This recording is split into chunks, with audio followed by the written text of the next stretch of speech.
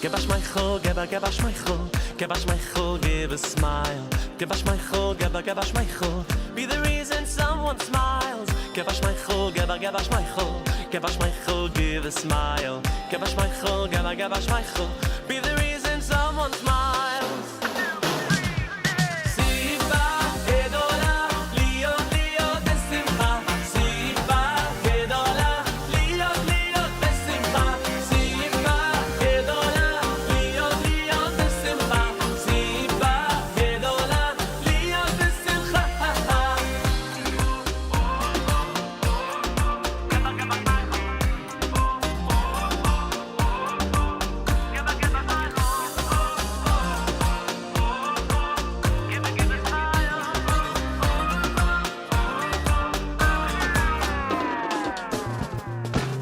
Give us Michael, give us Michael, give a smile. Give us Michael, give us Michael, be the reason someone smile. Give us Michael, give us Michael, give us Michael, give a smile. Give us Michael, give us Michael, be the reason someone smiles. Siva gedola, Leo Leo besimcha.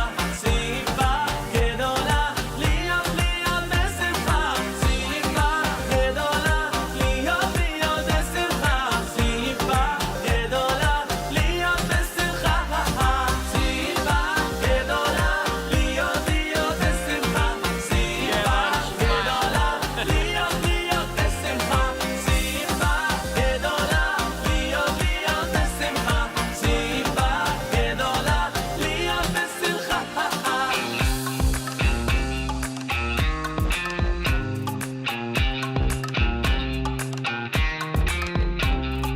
Be the reason someone smiles. Be the reason someone smiles. Be the reason someone smiles. Be the reason someone smiles.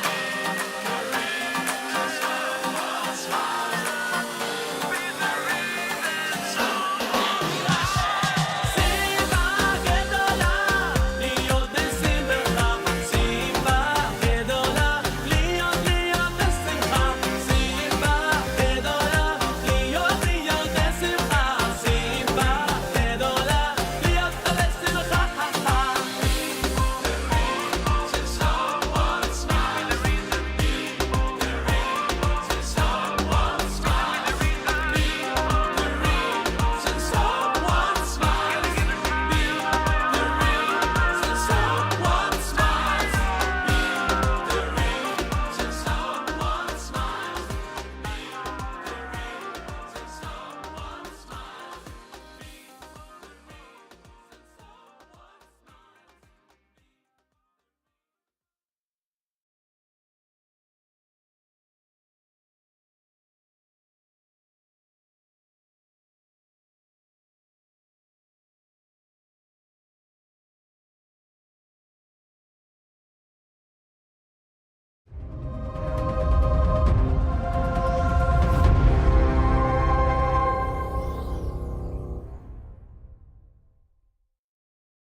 Breakfast with Elli.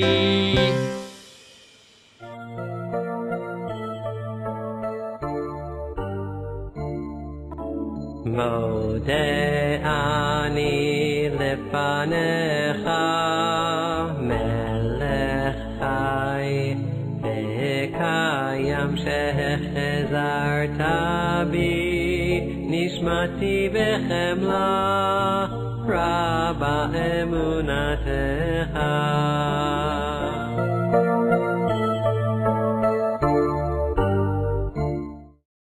Noya mavdil ben kodesh lechol.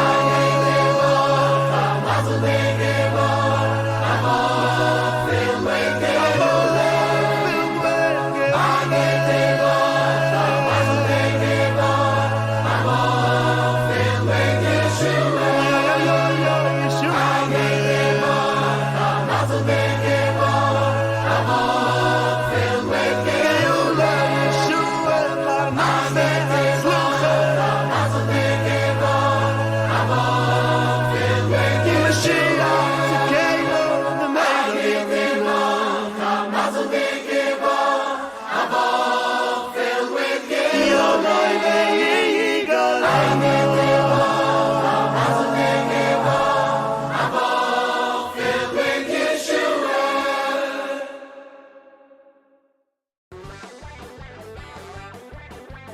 All right.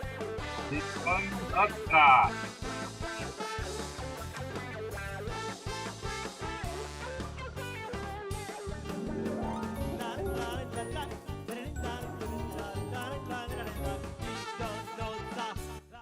All right. Good morning. Welcome to Breakfast with Elli. Happy New Year. It is the first day of January, the year 2023, the 8th day of Tevet, the year 5783, the year of Hakhel. The Torah portion is Vayechi. HaYom, Yom Rishon, Shabbos, first day counting up towards Shabbos. We'll be learning the first Aliyah. We got a lot to talk about. All right, there is a fast day coming up this week. Yeah.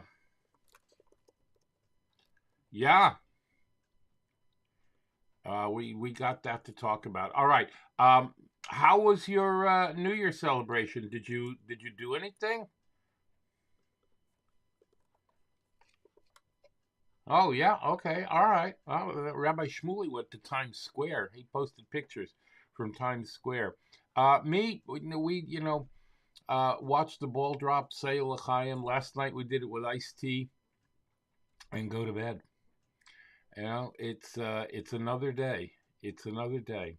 All right. Let us now make a bracha on tzitzis. Baruch atah Adonai Eloheinu melech haolam asher kiddishanu b'mitzvotav v'tzivanu al mitzvat tzitzit. Al divrei Torah. Baruch atah Adonai Eloheinu melech haolam asher kiddishanu b'mitzvotav v'tzivanu Al divrei Torah. Let's get prepared. Hareini mikabel. Hareini mikabel alay mitzvat aseh shel ve'ahavta l'reacha kamocha. I take upon myself every single day to love my fellow friend in a very special way. Torah tziva. Ay Torah tziva lanu Moshe morasha keilat Yaakov. Torah tziva lanu Moshe morasha keilat Yaakov.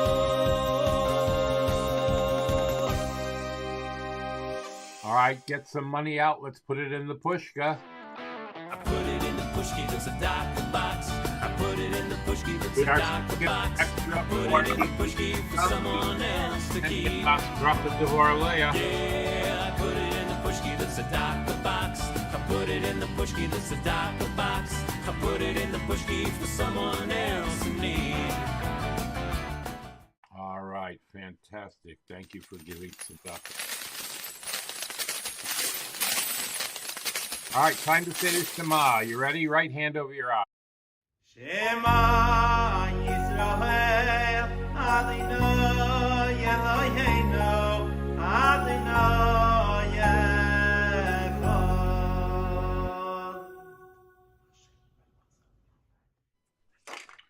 Okay, and now we have earned ourselves, stay there, please. We have earned ourselves some breakfast. Starting off the year 2023 with yogurt and coffee. I know, it's a big leap, right? Baruch atah Adonai Eloheinu melech haolam shehakol nihiyah b'dvorei.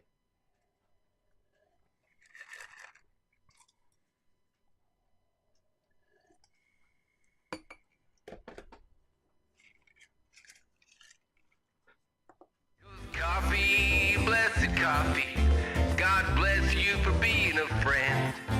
When the whole world turns on me, it's only you on which I can depend.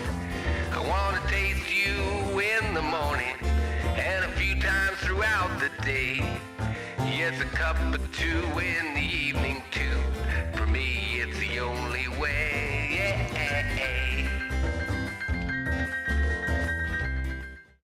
All right, our daily reminder.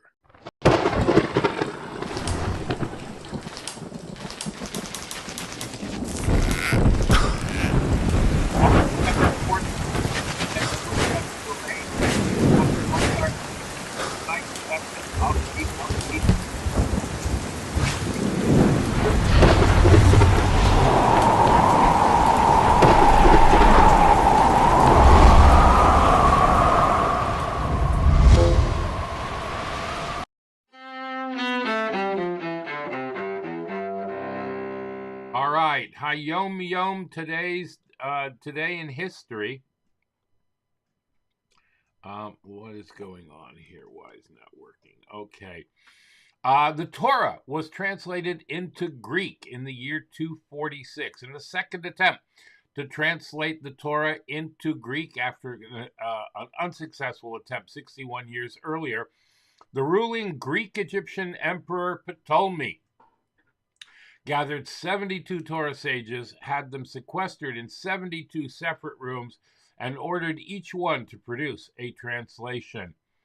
On the 8th day of TEVES, in the year 3515 from creation, they were all able to produce 72 corresponding translations, including identical changes in 13 places where they each felt a literal translation would constitute a corruption of the Torah's true meaning.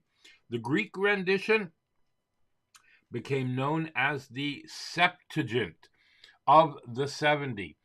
The latest versions that carry this name are not believed to be true to the originals. Greek became a significant second language amongst Jews as a result of this translation. Now, during Talmudic times, the 8th day of TEVES was observed by some as a fast day, expressing the fear of a detrimental effect of the translation. Yeah. The day after the victory of the Chabad books is considered a special time for Hashem's mercy. The Rebbe suggested to those interested that they send him letters with blessings, which he would take to the gravesite of the previous Rebbe. The Rebbe said that someone who can't send the letters to the Rebbe should go to a tzaddik and nasi close to where they live and ask for a bracha there. The next day, the Rebbe went to the Ohel with 12 sacks of letters of blessings, which he read, every single one of them. I know. He did that. What can I tell you?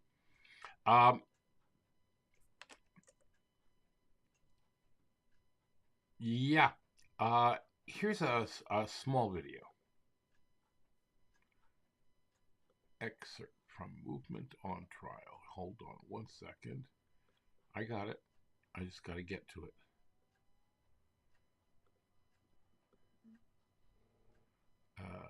Where is it? Sorry about that.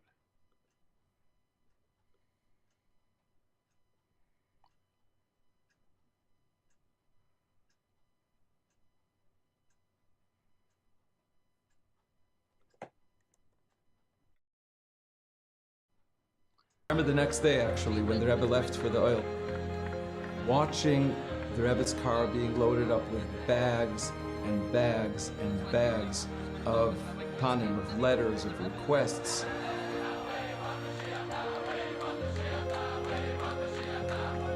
People were crowding around the Rebbe's car, and as the Rebbe backed out, somebody came running directly over to the Rebbe, to the car, and the Rebbe asked Rebbe Krinsky to open the window and took the letter from him.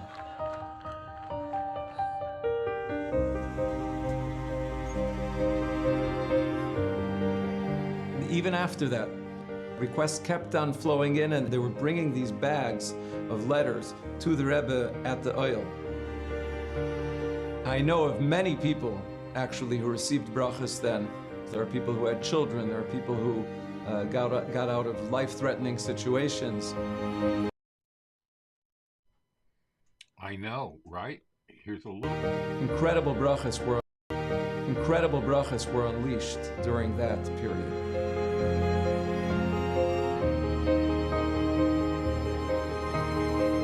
In subsequent years, the Rebbe called TEVES a Yom Skula Veis Ratzon, an auspicious day and a special time.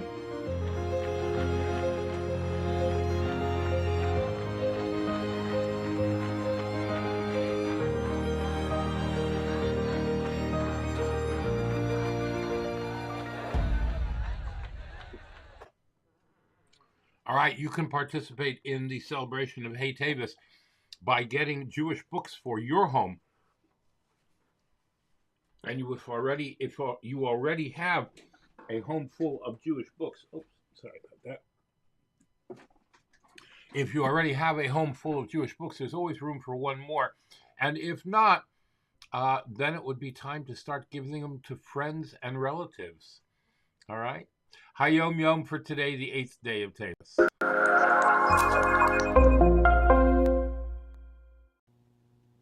People who pray in Hebrew have a serious problem. There is such an emphasis on saying the words as they appear in the prayer book. But do we really understand what it is that we're saying? The third Rebbe of Chabad, the Tzemach Tzedek, says today's HaYom Yom, instructed the teachers of his young grandchildren that in addition to the regular subjects they were teaching, these teachers were to study with these young children the simple meaning of the words of prayer. This way, the Tzemach Tzedek nipped this problem in the bud, because when the children were still very young, they were already taught to learn and understand the meaning of the words. Once a month, the Tzemach Tzedek went so far as to once a month insist that his grandchildren would come to him to be tested, so that to ascertain that they indeed understood the meaning of the prayers. So if you pray in Hebrew, if you daven from the siddur, that's a wonderful thing. But you also have got to take the time to make sure that you learn and understand the words that you are saying to Hashem. Very, very, very, very important. All right? We're just going to go today straight to our sponsors. And now, a word from our sponsors. PestProRidol.com. PestProRidol.com. Trusted by the best to keep away the pests. We are offering COVID-19 disinfection services. Mention this ad and get 1 month free service. Visit us at PestProRidol.com. Tarzane Group. Micro, miniature, and small orchids.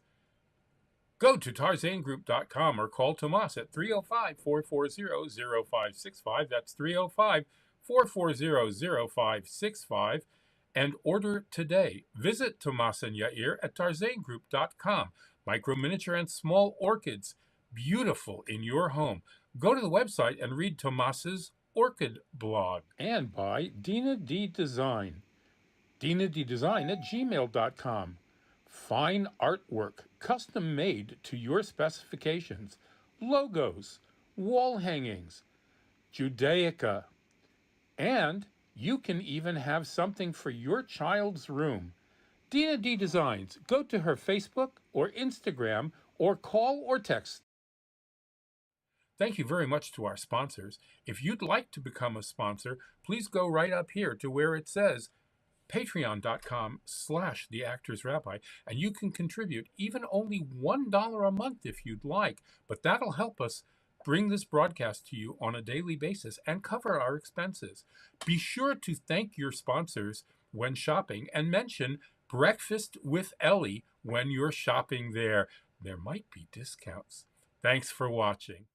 Torah, Torah, Torah, Torah, Torah, Torah, Torah, Tziva lanu Moshe.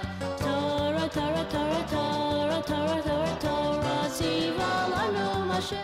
All right, patreon.com/theactorsrabbi or breakfastwithelli.live/tipjar if you would like to participate in bringing Torah around the world.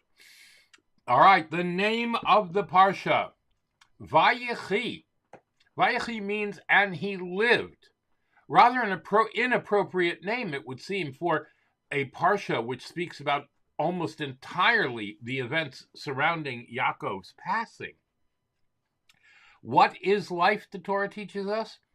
You who are connected to Hashem, your God, are all alive today. Vatem hadvekim la'Hashem likechem chaim kulchem HaYom. True life means to be connected to Hashem. Of course, we are inherently connected to Hashem. But in order for that connection to be visible and apparent in the world, Hashem sends us trials and challenges in his divine service. When these hurdles are overcome, then we have proof that the connection between us and Hashem is an unbreakable one. So we are only aware that a person is really alive when he's about to pass away. For only then is it evident that the trials and tribulations of life were intended to highlight and express the powerful bond of us to Torah and mitzvahs. So only when reaching Parshas Vayechi do we finally witness that Yaakov was indeed alive and lived. The Talmud states, just as his descendants are alive, he too is alive. For the true commitment of a person to Judaism is ultimately only discernible when we see his children and grandchildren steadfast in their observance of Torah and mitzvahs. Hu b'chayim, zarei b'chayim. There you go. That was based on a sicha from Likutei Sichos, volume 15, page 427 and further. All right. In the first Aliyah this week, Yaakov lived the last 17 years of his life in Egypt. When Yaakov sensed that his days were numbered, he summoned Yosef and asked him to promise that he would bury him in the land of Israel in the cave of Machpelah. Yosef acceded to this request, and when Yaakov fell ill, Yosef visited him, accompanied by his two sons, Menashe and Ephraim. Yaakov conferred upon Ephraim and Menashe the status of tribal progenitors, a status hereto enjoyed only by Yaakov's sons, not his grandsons. Yosef asked his father to bless Ephraim and Menashe, and we will talk more about that blessing tomorrow. Meanwhile, here's Shnayim Yomi.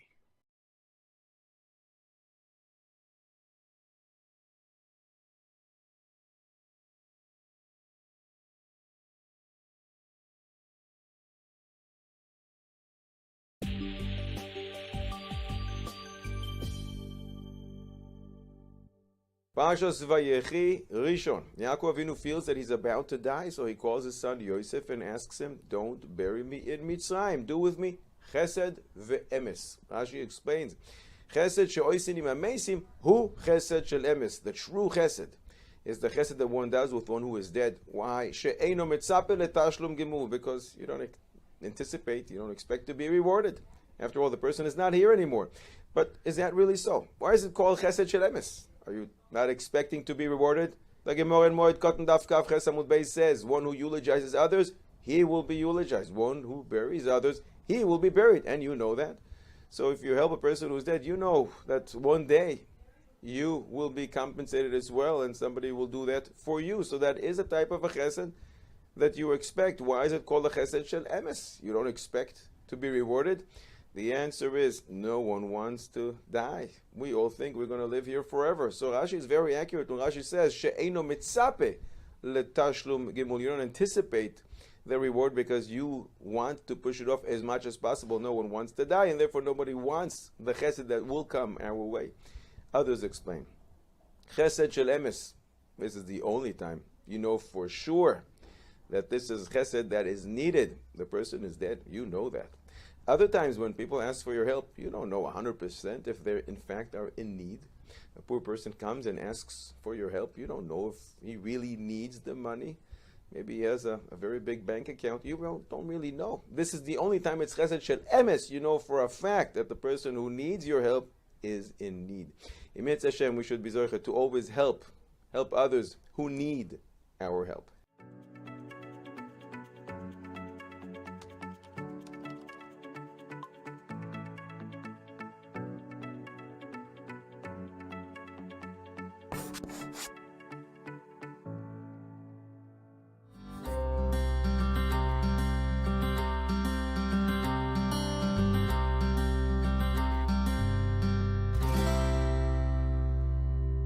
All right, this week's Parsha begins with a mystery.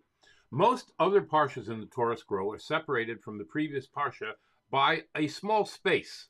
Sometimes the Parsha begins on a new line, but Parshas Vayechi begins right after Parshas Vayigash with no space between them.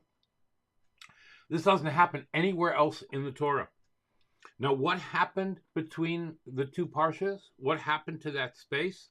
Well, there's no space because Hashem wanted Parshas Vayechi to be called a closed Parsha, to tell us that on the last day of his life, Yaakov wanted to tell his sons when Mashiach would come, but Hashem closed off Yaakov's ability to see the future, so he couldn't tell them. Another answer is that it's a hint that when Yaakov passed away, the eyes and the hearts of Jews everywhere were closed because Yaakov's death, exile in Egypt, with Yaakov's death, exile in Egypt started getting worse and worse and worse and worse, as we will see. Now, Yaakov was very old, and he realized it was time for him to make preparations for his funeral. There was only one place he wanted to be buried, and that was in the cave of Machpelah, where his parents, grandparents, and his wife Leah are buried. Yaakov knew that Paro would want him to be buried in Egypt. The Egyptians knew he was a powerful and holy man, but because he came to Egypt, the terrible hunger came to an end. Paro would want to build a temple over his grave and turn him into an idol. The Egyptians made idols out of everything. Crocodiles and cobras and cats and sheep and even people. Yaakov's grave would become a place where people would come to bow down, and Yaakov did not want that to happen. He knew that his children would need Pharaoh's permission to bury him in Israel, and Yosef was the only one with the power to do that. So Yaakov sent a message from Goshen to Yosef to come see him. I want you to do for me a chesed shel emes. Swear you will not bury me in Egypt. Yosef's agreement wasn't enough. Yaakov told Yosef to swear he would do it, and Yosef swore. Now, didn't Yaakov trust Yosef? Why did he ask him to swear? Because if he hadn't taken this oath and sworn to his father to fulfill this promise, Pharaoh would not have let Yaakov's body leave. And we will continue with this tomorrow in Mirz Hashem. Today, we are going to go with Rabbi Chaim Martyr.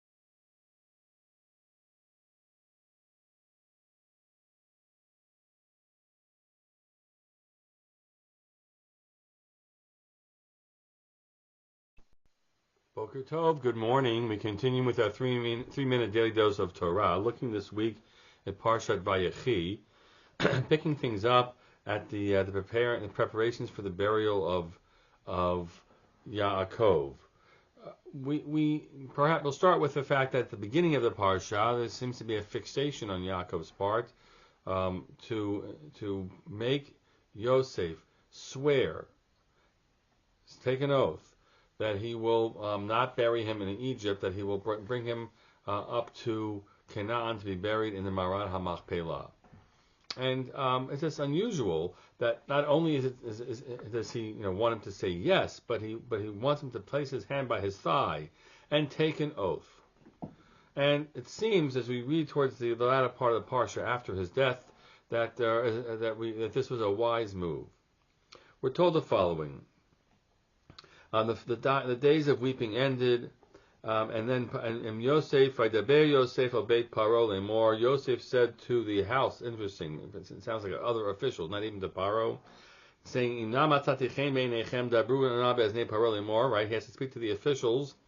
You, hopefully, please, if I found favor in your eyes, make a case for me to speak in Paro's ears, saying, Avish biani lemor, my father made me. I took an oath. He made me take an oath, saying, "Hinenochi made pekivi asher kiritili be'eretz Canaan shamatik bereni." I'm dying in the place which I've bonded with and taken and created a covenant around in the land of Canaan. That's where you should bury me. So now please let me go and bury my father, and then come back. Wow. what we find here is that this man, the viceroy of Egypt, recognizes that there are limitations of his power. He cannot just say, I'm going. You can't just get on a plane and fly out when you're the viceroy of Egypt. And to bury his father outside of Egypt is a big gedillah. And so you don't leave without permission, and apparently you're not going to bury there without permission. Vayom Paro. So Paro then responded, having gotten the message, and he says, Ale ukavorat avicha kasher hishbi'echa. Go up and bury your father as he made you swear, says Rashi. V'im lo b'shvil hashvuah lo hayiti minichacha. And the fact is, if it weren't for that oath, I would not have allowed you. I would. It's not going to fly for us, for you to go ahead and do that. It would have been an insult to Egypt. Maybe you don't get to leave Egypt, whatever it is. But only because of the oath, that will be honored here. There's another line of the Rashi which we'll put aside for now. But we'll leave it as he honors oath taking for such matters, and it's only based on that he's able to bury his father as he does. Wishing you all a good day.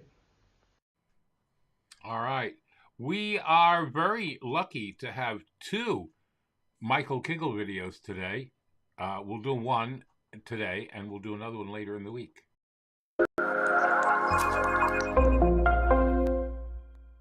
Should toxic environments be avoided at all costs? Great question, Michael. Thank you, Michael. But what exactly do you mean by a toxic environment? Well, say a workplace. Say you work in close quarters with a group of people who are always cracking disgusting jokes denigrating women or people of a certain creed or color.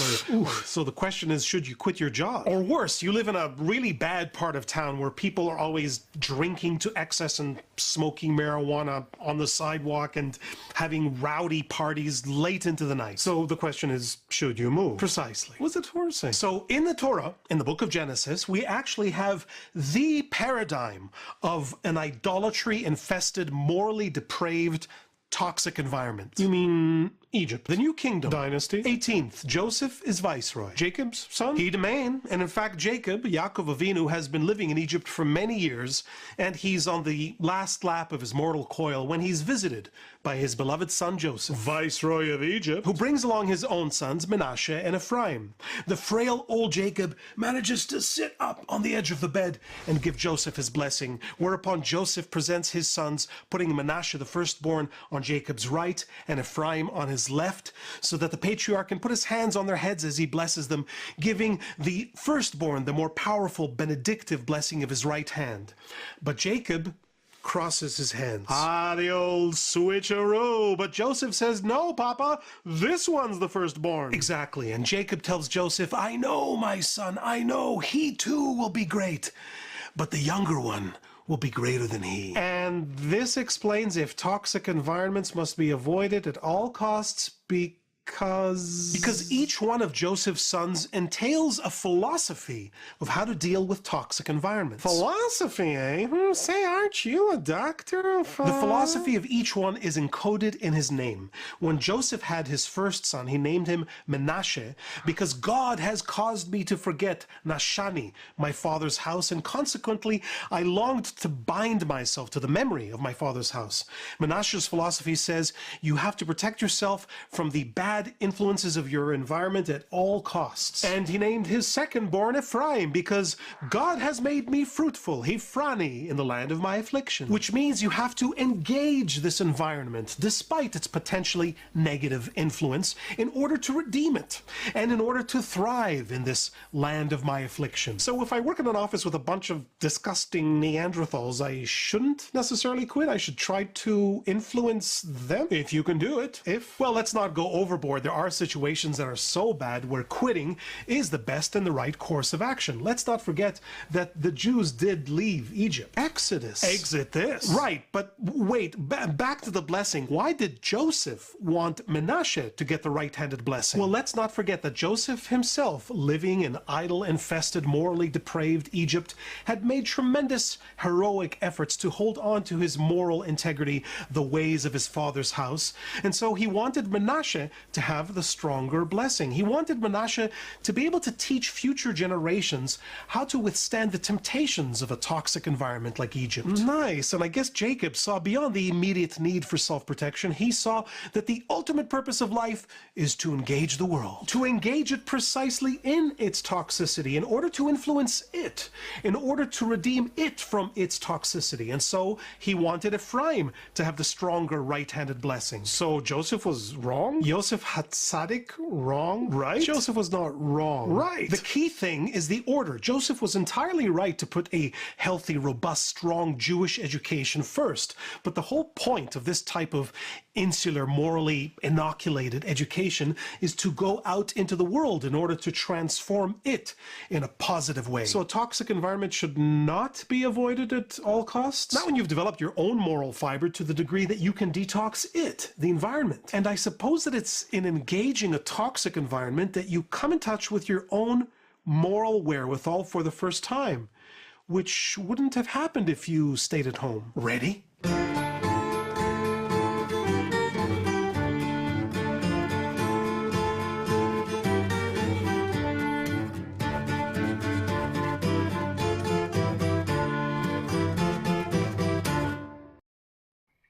All right. Here's one more. The third Rebbe of Lubavitch, Rabbi Menachem Mendel, was known as the Tzemach Tzedek. His mother passed away when he was a young child, and he was raised by his grandfather, the founder of the Chabad movement and its first Rebbe. From a seemingly simple exchange between these two great Rebbes, the Rebbe learns a number of lessons.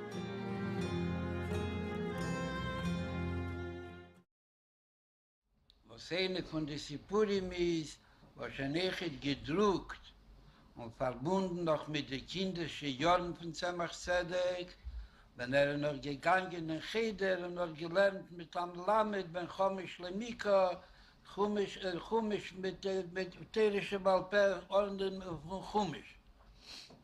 Und wenn dort gelernt mit dem Vayechi Yanke Beres Mitzrayim Schweiß Rishon, lernt mit dem Posek. A Yanke beseindig in Eretz Mitzrayim, und dort gewesen 17 Jahre, und hat immer geteilt stechet, aber Vayechi Yanke, was dort gelebt. Nicht nur Stamm gewesen dort, nur dort gelebt. Bischaß der Nisi der Reine der Zil, bischaß der Tzemach Tzedek als ein Kind von, wenn man lernt noch Mikro in Cheder. Gekommen zum alten Reben, was damit sich gehodet wird, Kiodur, Brote hat Dvorim, hat gefragt bei dem alten Reben, wie konnte das sein? A Janki, was gewähnt, der Pchirsche Biovis, der ewig Lebende von zwischen der Jovis, und Abraham, Yitzchak und Janki. Und ist mit Mitzrayim gewähnt, a Mekolkelische Biomis, was Ores. An Nord, ein Land, wo dort gewähnt, an Hoge gar nicht menschlich, gar nicht wie sie darf zu sein. Und mir sagt, als Bischaß Janki gewähnt in Eretz Mitzrayim, nicht, dass beim gewähnt am Mater nicht, nur dass gewähnt bei Chi Janki in Eretz Mitzrayim. Und dann der alte Rebbe geantwortet, als jeder Janki ist hinzugekommen. Hat hinzu geschickt, was Yehuda Scholach Lefonov, Leheris Lefonov, Geshno, geschickt hinzu, man soll dort machen am Nord, am Meser, am Bayis, was man soll lernen in Teiro, und wo das wird angerufen Geshno, von Loschen Gesh, werden dann nennt zugehen, nennt durch Ruf wird man nennt zu dem Eberschen. Aber ich habe es mir gerät in Asami Nefen zu. Und danach lernt man Teil und durch wird man als Meere nennt und nennt mit Neberschen zum Neberschen und mit Neberschen ist unter damals, es war Chi Yanki, wenn der Ruf besteht, der Leben auf viele von Kirsche Biovis. Was erzählt mir nach Sipur und man druckt das so und man stellt das herein in der Nefen, aber man soll das von Zeit zu Zeit nicht nur lernen, nur nicht lernen und herausnehmen davon, was man darf davon herausnehmen. Ist eine von den Sachen, was ist selbstverständlich, zumal im Ersten, was sie mir darf, heute wie ein Kind. Was sie mir darf erziehen, ein jüdischen Ingele, davon nicht verstandig, wenn geht zu einem jüdischen Mädel.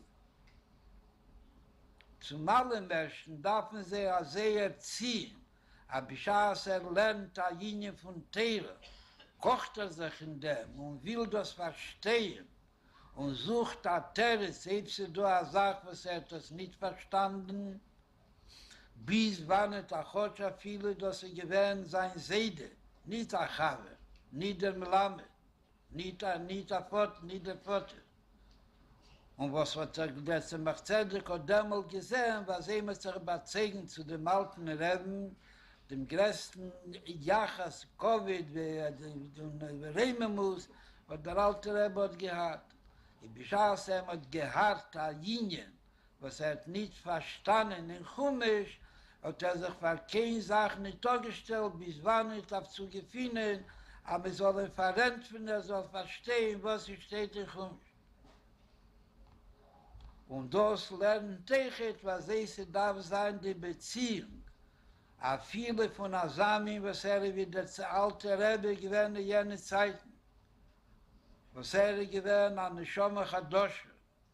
Und gewähnt an Manik Bayin. Und dort gehört sämtliche Sidim, was pflegen kommen zu ihm und Herren in Jonim von Rosetero oder in Jonim von Schwere, in Jonim in Tero, und der ist ein Nigel, was darf sich verrenten und bei ihm haben sie gesucht an Entferner.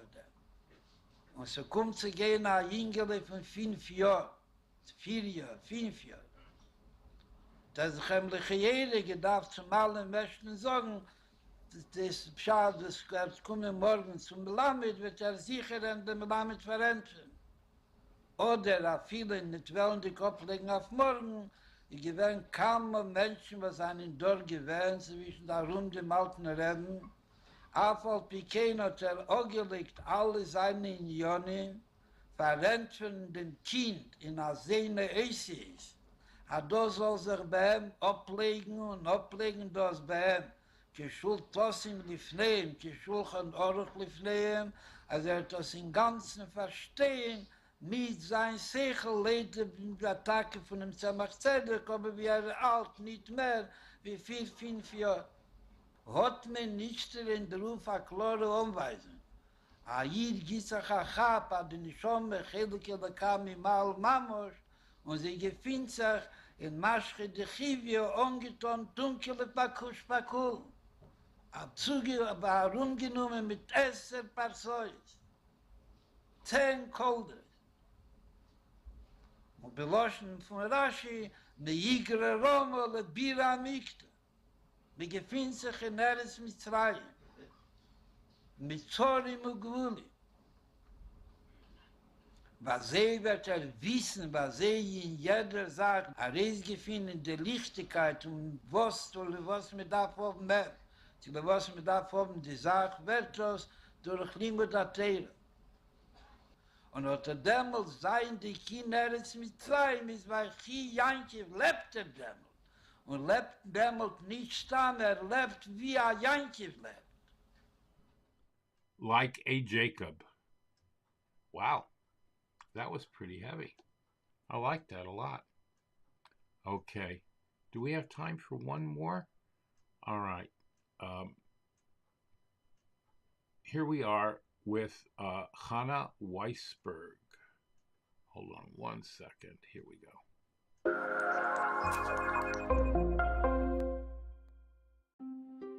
A woman came to me before my lecture and confessed that she wasn't a believer. She wished she believed, but after years of propaganda in the Soviet Union, belief was hard. Belief in God, belief in the goodness of humanity, belief in Torah and the Jewish people. I began my lecture and shared the story of a little boy who in a moment of fear turned to God and recited the Shema Yisrael prayer. I was shocked when I looked at her. The face of a non-believer would have been hard or at least indifferent, yet I noticed a tear trickling down her cheek. What a believer. This week we read the Torah portion of Vayechi, which speaks about the death of our patriarch Jacob, who was also named Israel, the name of all Jews. Interestingly, while speaking of death, the portion is titled Vayechi, which means life. The Midrash comments, "The days of the righteous die, but they do not die." It does not say "and Israel drew near to die," but "the days of Israel drew near to die." Israel does not die. What a potent reminder during our long, harsh exile. Our days may be filled with blackness, but the soul of Israel cannot be destroyed. Our belief may sometimes be hidden, but deep down it is there. It is alive.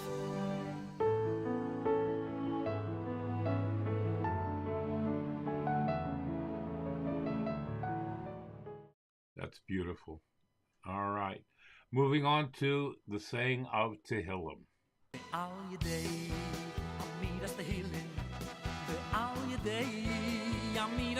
Know the drill. Chapter 121. Here we go.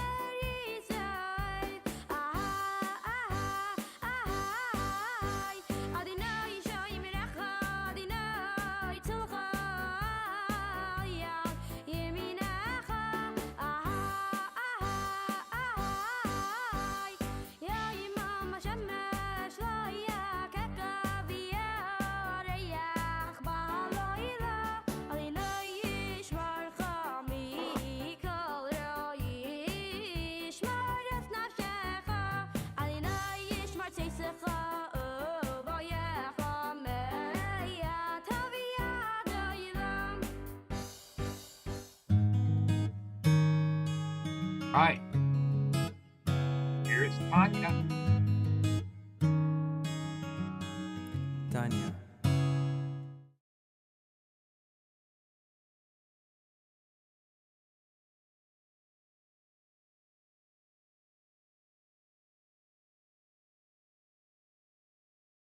Tanya thoughts for the 8th of Teves. It's all in the in order to. What is the in order to of every activity? If I study science or math in order to discover the godliness in the universe, then I have allowed this activity to be a transparency to its innate godliness. So in every act that we engage in, permitted act, we have to ask ourselves, what is my in order to? Why am I doing this? And our answer needs to be in order to be of greater service of Hashem. When that is our approach, then we can discover godliness in every activity, in every pursuit. Let's talk Tanya for the 6th of Teves. In yesterday's Tanya, let's talk Tanya for the 8th of Teves. Yesterday we started a conversation about the special category of ingestible klipa. And yesterday we spoke specifically about forbidden foods, foods that aren't kosher. Today we're going to find out there's also spiritually ingestible klipa. And by that we mean secular studies. Yes, secular studies is klipa. Now, before you get all upset about me for saying that, let's remind ourselves, what is klipa? Klipa is something which there's a shell. It does not reveal its godly truth. And secular wisdom also, it doesn't, although obviously that it has some sort of godly spark and godly core and godly objective or it wouldn't exist, but ultimately it conceals that truth. Now, just like in the world at large, we have two different categories of klipa. There is klipas noiga, which is permitted klipa, which we can elevate. And then there's also gimel klipas hatmeis, the lower klipa, which we cannot elevate. The same thing is when it comes to secular wisdom. There are certain types of secular wisdom, which are gimel klipas hatmeis. In other words, the lower category of klipa, they cannot be elevated because they are forbidden. For example, studying about philosophy of avodah zarah, of idolatry, which according to Torah is forbidden. So that, there's nothing to talk about. That is absolutely Gimel Klippas Hatmeis, which means that is irredeemable Klippa. However, there are many other topics and subjects in secular wisdom, math, medicine, geometry, whatever it may be, which they are permitted. There is no prohibition in the Torah against studying them. But at the same time, it is Klippas Noiga, which means it is Klippa. And as we've already learned, that Klippa, in order for it to be elevated, it has to be engaged for a godly purpose. So the Alter Rebbe says the same is true when it comes to secular wisdom. It needs to be engaged for a godly purpose, and there are two possibilities in that. One is that you're studying secular wisdom, you're studying a topic in order to be able to understand Torah better or appreciate God better, but that is actually your intention. That's not your excuse. That's actually your intention. Another one is to be able to amass the information and the wisdom that you need in order to be able to earn a livelihood, in order to be able to serve God. And again, as long as you have that intentionality while you're doing it, and this is again an expression of the godly soul, this is all about my service of God, then that can be elevated as well. But if it's not elevated, if it's not done properly, the problem is it's not only that it's klipa, but as mentioned yesterday with the food, it's klipa that you're taking in. And you're not taking it in physically. You're not taking it into your physical bloodstream, but you're taking it in spiritually, and taking in and absorbing and ingesting spiritual klipa is very dangerous, which is why secular studies, it has to be approached with a great deal of caution. With this, we've concluded our discussion about the animal soul. So, just to recap, in chapter 1 of Tanya, we spoke about the substance of the animal soul, which is its DNA, which is klipa. Then chapters 2, 3, 4, and 5 was about the godly soul. These 3 chapters we just finished now, 6, 7, and 8, are about the animal soul, and we've learned the structure of the animal soul, which again mirrors the structure of the godly soul, the 3 intellectual attributes and the 7 emotional ones. And we've learned about the garments of the animal soul, which is thought, speech, and action. And now we know what are the thoughts, speech, and action of the animal soul. Anything which isn't holy, anything which is not a mitzvah or is not done with the intention of serving Hashem.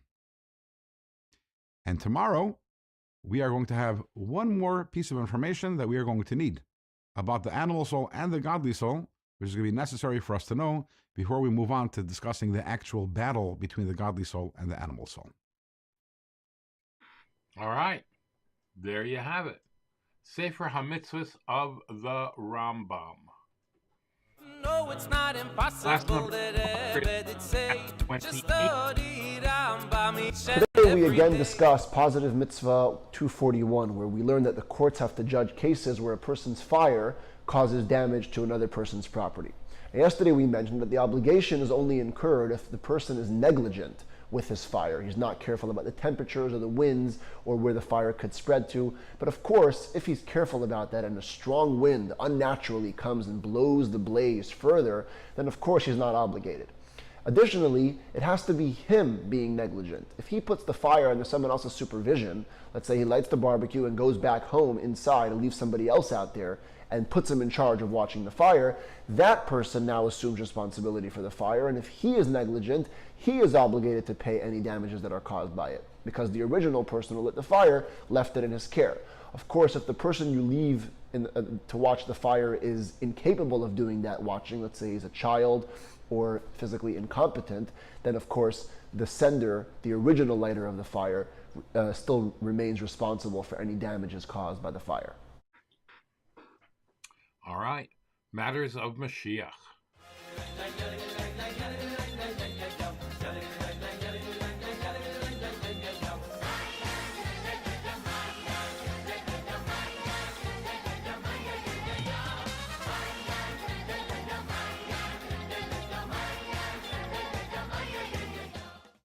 All right.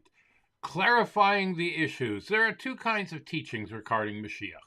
Some sources, most notably the Rambam's Mishnah Torah, discuss the legal requirements for appointing Mashiach.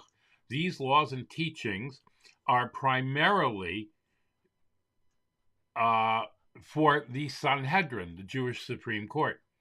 Other sources provide insights. These sources discuss both the literal and the deeper metaphoric process of Mashiach.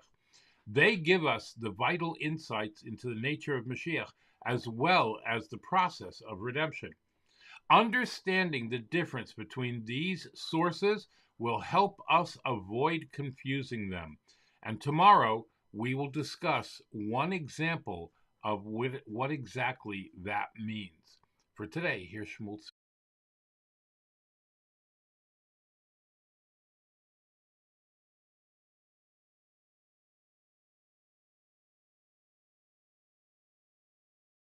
Victory is here, my friends.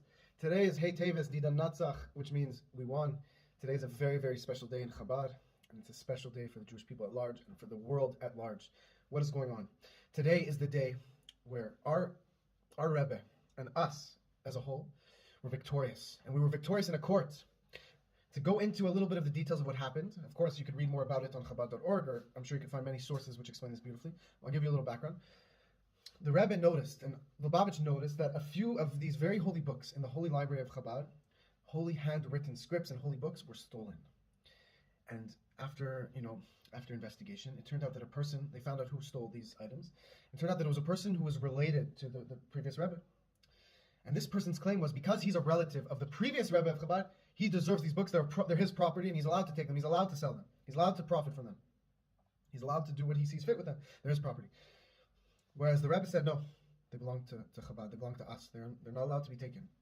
And this was brought into, after it didn't go to a Jewish court, it ended up going to a secular court. And in the secular court, and by the way, to emphasize a very important point which has to be emphasized, has to be realized when understanding this idea, is that the Rebbe explains that everything that happens here in this world is sourced from above. Every event that takes place here in this physical world is representing and revealing what is going on above. So when this went to court, they asked the Rebbitzin, the wife of the Rebbe, who is actually the daughter of the previous Rebbe as well. And they asked her, Rebbitzin, who do these books belong to? Do they belong to the Rebbe, or do they belong to the Hasidim? I mean, do they belong to the Frierdiker Rebbe, where there's room to say that actually his descendants, the previous Rebbe's descendants, the previous Rebbe's relatives can inherit this book, or does it belong to the Lubavitch? Does it belong to the Rebbe and can these books be taken by this person? Does he have the right to take them, basically? Who do these books belong to? And the Rebbitzin answered something unbelievable, something that we have to all think about a little bit. The Rebbitzin said the following: these books belong to the Hasidim because my husband belongs to the Hasidim, and because my father belongs to the Hasidim. Meaning, it's not a family thing. Chabad is not just a family thing that these books get passed from generations. It's not just about whoever's the Rebbe, his descendants get priority, and his family gets priority, and they get the books, and they get to keep and do what they want. No. These books belong to the Hasidim because my husband belongs to the Hasidim, the Rebbitzin said, because the Rebbe is part of the Hasidim. It's not a family dynasty only. We are all a part of Lubavitch. And this represents all of the Jews at large, because Lubavitch is not just the Lubavitcher Hasidim, it's not just the Lubavitcher Rebbe, of course it's the Lubavitcher Rebbe, but the world doesn't generally call him the Lubavitcher Rebbe. Usually, the Rebbe is called the Rebbe. If you see most of my videos, you see most of many people's videos, if you say the Rebbe to someone, it's clear who we're talking about. Because Lubavitch's goal, Lubavitch's ultimate goal, and the Rebbe's ultimate goal, is to reach all of the Jewish people at large. Not just that the Lubavitch people who are from a Lubavitch family should be connected, but all of the Jewish people at large should be allowed and encouraged to join this mission. And this is the beauty of what Hey TEVES is all about. That we are all a part of this mission. It doesn't matter what you've done or who you are. The fact that you're alive here right now means you have an opportunity to get involved. And Hashem and the Rebbe are interested in you. And another point here is the Rebbe explains, why did this all happen? Why did this whole court case take place? Because listen, it's interesting that there's a court case and we're celebrating the victory, and it was a very long court case, by the way. It took a lot of time until it went to this stage, and that stage it was a long and carried out court case. And finally, Baruch Hashem, we experienced victory. But what is all going on? The Rebbe explained this is all happening. It all happened because there was a claim that Lubavitch is a claim in Shemaim, in heaven, that Lubavitch isn't doing enough to reach people worldwide. The Rebbe said, now we have to take our service of Hashem and our mission to spread Judaism throughout the world to the next level. And this was answered with our victory, Dida Natzach. So we, being Chassidim, we all, whether you're a righteous Gentile, or whether, of course, you're a Jewish person, and whether you're, and being a Chassid of the Rebbe, being connected to the Rebbe, meaning the Rebbe is interested in every single person.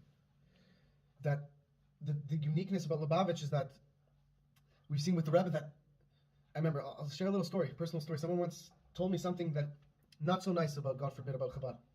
What did I say to him? I said the following. I said, listen, if you're in Guatemala or you're in Thailand and you want to get some kosher food or you want to get a Hanukkah menorah, who's going to care about you? Who's going to look out for you? My friend, it's the Rebbe. The person said to me, "You're absolutely right. Where do I sign?" And I think that describes the very essence of what Lubavitch is all about, what Judaism is all about, is loving your fellow to the point where even if you've never met this person before, the fact that you're alive and they're a creation of the Almighty means that they're worthy of my effort, they're worthy of my attention, they're worthy of my care. This person, they had not nice things to say. I said, listen, if you're halfway around the world, who's going to worry about you? It's the Rebbe. The Rebbe Shlich is 2.5 miles away and has a Hanukkah ready for you, has a house open for you, has a room and a bed open for you to stay. The person said to me, "You're absolutely right. Where do I sign?" Meaning, this is what the Torah is all about.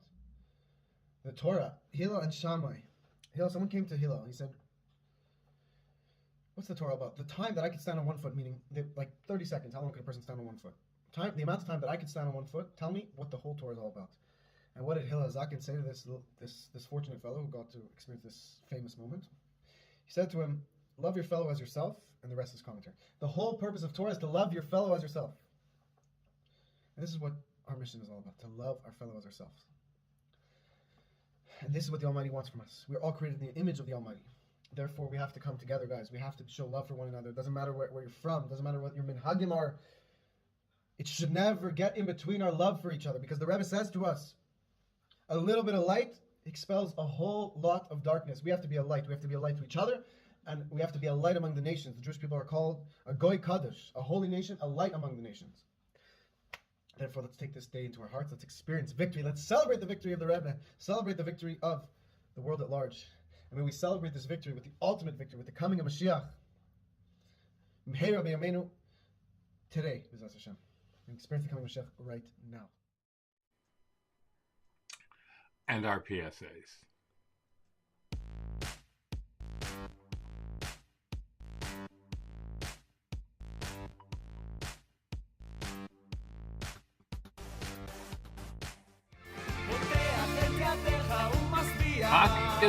Kitchen and pantry available 24 hours a day.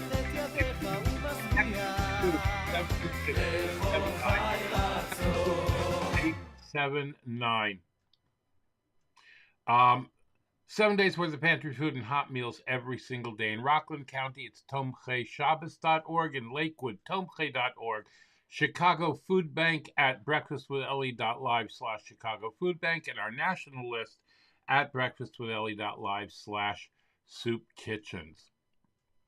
Achiezer.org, available 24 hours a day, 7 days a week, 365 days a year, as is Hatzalah Emergency Medical Services. You can find them on the web at hatzalah.org. Miss Askim in times of bereavement, 718-854-4548, and Just One Shop is helping Israeli and American youth come back to the beauty of keeping Shabbat. Victim of or see a hate crime in progress, call 911. And for crying out loud, would you please continue to wear masks? I saw some people in the crowd last night. Wear a mask. They were wearing Is masks. this really That much was, to ask? pretty Tie refreshing some to see. fabric round your face. Oh, it's the simplest of tasks. At the gym, All right? at the And store. please, Don't please, treat it like get your such a vaccinations. Stay up to date with your booster shots. And let's get rid of this thing. Let's be able to downgrade this to just a bad flu, like they are planning to do in January in Israel if the numbers continue to go down like they were. All right? All right. Let's bring Tevet up.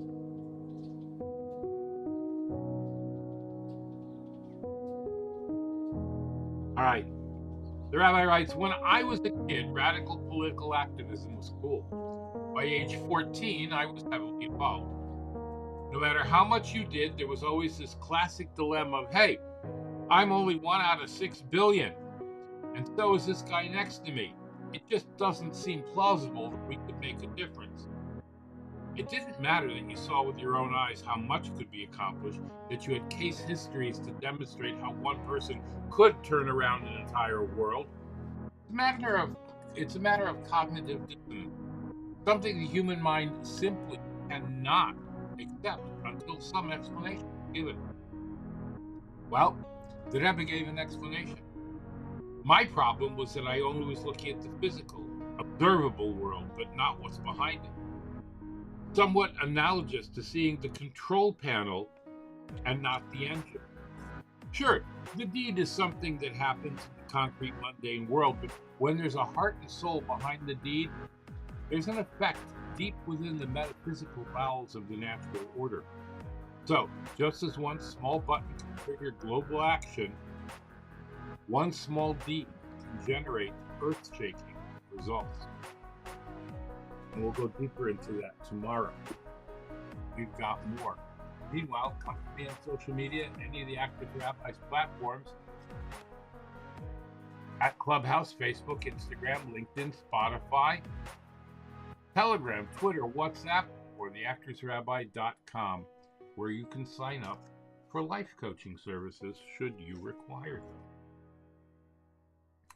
All right, let's make an after prayer. Baruch ato Adonai Eloheinu melech ha'olam boirei nefashos rabois v'chesronan al kol ma sheborosa lachayos bohem nefesh kol chai baruch chai ha'olamim.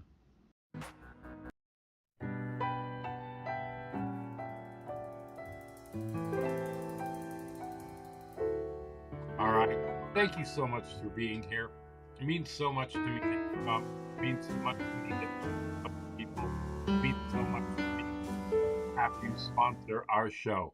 If you'd like to become a sponsor, like Patreon, Pestro Riddle, Tarzan Orchids, Dina D Design, Dr. Susan Spitzer, Bracha Biederman. If you'd like to become a sponsor like them, go to patreon.com/theactorsrabbi or our virtual tip jar at breakfastwithelli.live/tip-jar. All right. Nemul has a brand new song, Ad Elecha, a brand new music video that we're going to play for you right after we sign off. It is Monday. It's a brand new solar year. And of course, you know that we do count certain things in the Jewish calendar are counted by the solar year. So it is an important date. We don't celebrate and go out and get drunk and make resolutions. We did all that on Rosh Hashanah. But, you know, it is the date you write on your checks and on your homework, as we discussed last night.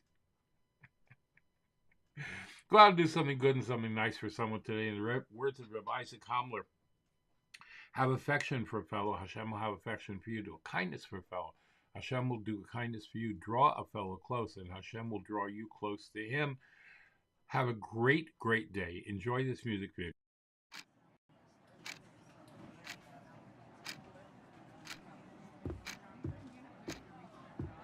ימים בהם פתאום הכל חוזר אליי וכל כאב עכשיו נעלם ופי מלא שירה כמו הים השאלות מצאו להן פינה לשבת אצלי היום הכל מובן וצליל קטן שמכוון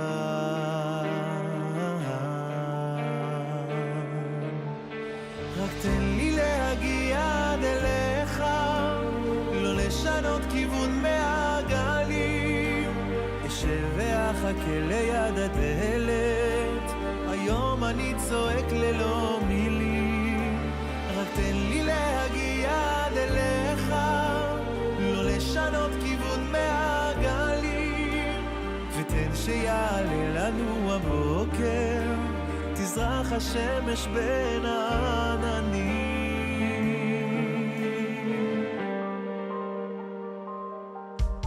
קולות שנשמעים מתוך השקט אומרים היום אני מוזמן הכל כאן בשבילי מוכן להתחבר עכשיו אולי אפשר אחרת אצא מתוך ההפכה צועק עכשיו קורא לך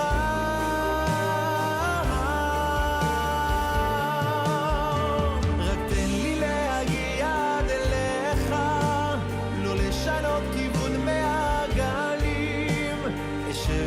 אחכה ליד הדלת, היום אני צועק ללא מילים, רק תן לי להגיע עד אליך, לא לשנות כיוון מהגלים, ותן שיעלה לנו הבוקר, תזרח השמש בין העננים.